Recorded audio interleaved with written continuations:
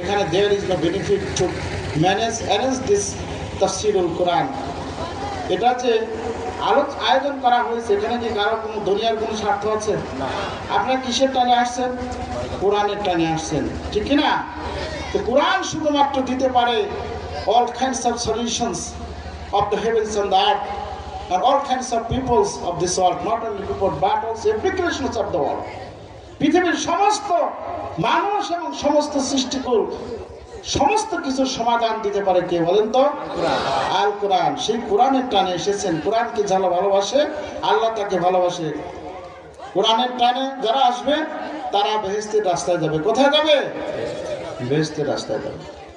আমি আলোচনা করব, আল্লাহ পাক আমার মুখ থেকে যেন নাদান বান্দা আমি তো কিছু জানি না, আপনারা দোয়া করবেন দুই চারটা কথা যা বলবো সর্বপ্রথম আমি যেন আমল করতে পারি, পরবর্তীতে আপনারা আমল করবেন এই প্রত্যাশা ব্যক্ত করেই আশা করেই আমি আমার আলোচনা সংক্ষিপ্ত আকারে শুরু করছি। আল্লাহ পাক আমাদের সকলকে আলোচনা শোনার এবং মানার সামি'না ওয়া তা'আনা গুফরানাকা রব্বানা ওয়া ইলাইকাল মাসির বলেন আমিন।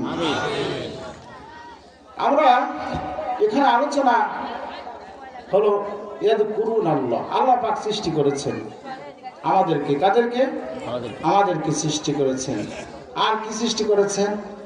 এই পৃথিবীর মধ্যে যা কিছু আছে, যেটা প্রকাশ্য অপ্রকাশ্য আমরা বুঝি বা না বুঝি সেটা সৃষ্টি করেছেন, যেটা দেখি সেটাও সৃষ্টি করেছেন, না দেখি সেটাও সৃষ্টি করেছেন।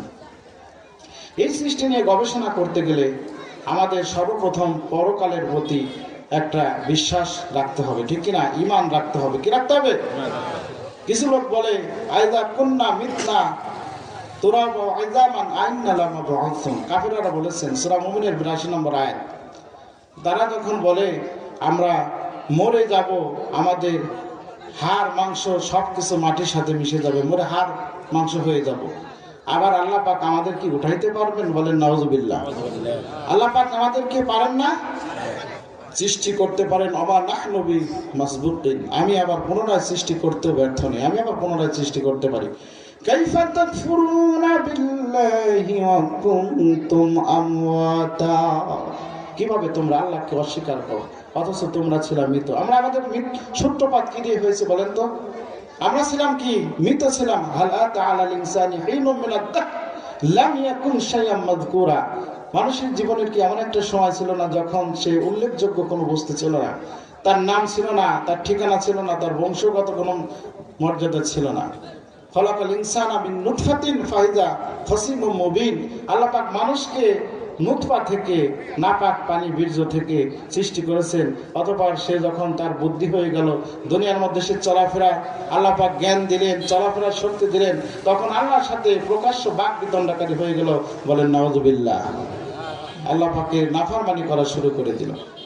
আল্লাহ পাক আমাদের সকলকে সেই আলোচনা এসে আল্লাহ পাকের শুকরিয়া আদায় করার তৌফিক দান করুন। সকলে বলে আমিন।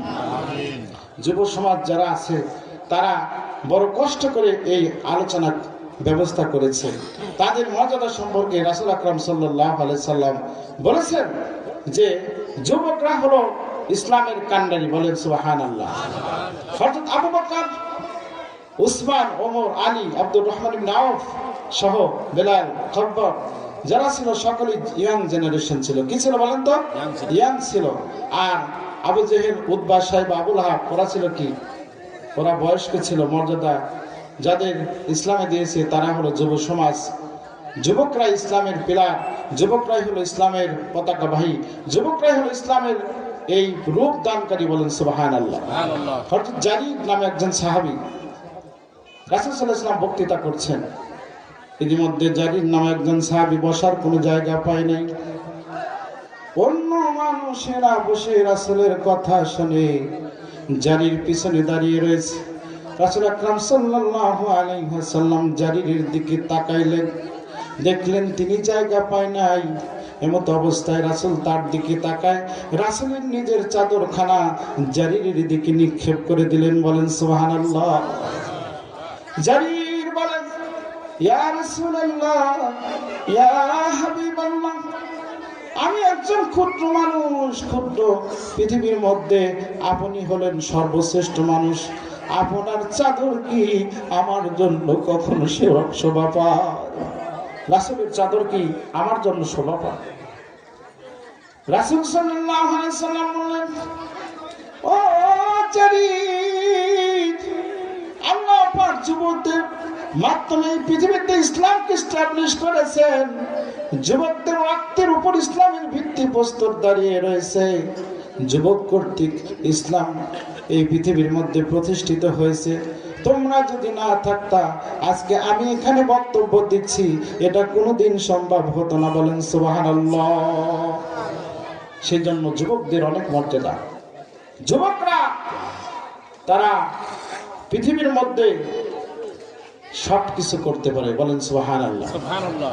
আল্লাহ রাব্বুল আলামিন যুবকদের মর্যাদা দিয়েছেন। রাসূল বলেন, সাবআতু ইউযিল্লুহুমুল্লাহু ইয়াওমাল কিয়ামাতি লা যিল্লা ইল্লা যিল্লুহুম ওয়া শাবুন নাশাআ ফি ইবাদাতিল্লাহ। কিয়ামতের দিন 7 শ্রেণীর ব্যক্তিকে জান্নাতের নিচে আরশের ছায়ার নিচে স্থান দেওয়া হবে। লা যিল্লা ইল্লা যিল্লুহু, ওই দিন আরশের ছায়া ছাড়া আর কোনো ছায়া থাকবে না। ওই ছায়ার নিচে ওই সমস্ত যুবকেরাই থাকবে যারা তাদের যৌবনকালটাকে আল্লাহর ইবাদতের মধ্যে কাটিয়েছে। বলেন সুবহানাল্লাহ। ইকতানিম খামসান ক্বাবলা খুবজিন শাবাবাকা ক্বাবলা হারামিকা। আল্লাহ রাসূল বলেছেন, 5টা জিনিস তোমাদের কাছে আছে, আর 5টা জিনিস তোমাদের কাছে আসার পূর্বেই ওই জিনিসগুলোর মর্যাদা দাও। তার মধ্যে একটা হলো শাবাবাকা ক্বাবলা হারামিকা। তোমার এখন যৌবনকাল, এই যৌবনকাল ফুরিয়ে যাওয়ার আজ বার্ধক্য আসার পূর্বেই তোমার যৌবনকালের গুরুত্ব দাও। বলেন সুবহানাল্লাহ। যখন youth is the golden period of life, যৌবনকাল হলো সোনালী যুগ। যৌবনের ইবাদত বয়স্ক যুগের 80 বছরের যারা বয়স্ক মানুষ, তারা 80 বছরের ইবাদত করলে যে সওয়াব হবে, যৌবনকালে টাটকা যৌবনে একটা সিজদা দিলে ওই 80 বছর বৃদ্ধ মানুষের ইবাদতের সমানের সওয়াব হবে। বলেন সুবহানাল্লাহ। যৌবনকাল অনেক গুরুত্বপূর্ণ, কিন্তু আমাদের দেশের যুব সমাজ তারা অন্যভাবে কাটাচ্ছে। ঠিক কিনা? যুবক ভাইরা, আমি তোমাদের দুহাত খরচ করে বলছি, তোমরা প্যান্ডেলের নিচে চলে আসো। وَإِذَا قُرِئَ الْقُرْآنُ فَاسْتَمِعُوا لَهُ وَأَنصِتُوا لَعَلَّكُمْ تُرْحَمُونَ। যখন কোরআনের কথা বলা হয় তখন তোমরা চুপ থাকো এবং মনোযোগ দিয়ে শ্রবণ করো। তার জন্য যারা বাহিরে আছো, তারা কথা না বলে, বিশৃঙ্খলা না করে, আল্লাহ পাকের কোরআনের আদব সম্মান রক্ষার্থে তোমরা প্যান্ডেলের নিচে চলে আসো। وَقَالَ الَّذِينَ كَفَرُوا لَا تَسْمَعُوا لِهَذَا الْقُرْآنِ وَالْغَوْا فِيهِ لَعَلَّكُمْ تَغْلِبُونَ। On the other hand, those who are disbeliever, যারা আল্লাহর অবিশ্বাস করে, কাফের, তারা বলে তোমরা লা তাসমাউ লিহাদাল কোরআন, এই কোরআন তোমরা শোনো না। তোমরা তো শুনবাই না, বরং যারা শুনছে তারা যাতে শুনতে না পারে সেখানে সেই জন্য হট্টগোল তৈরি করো।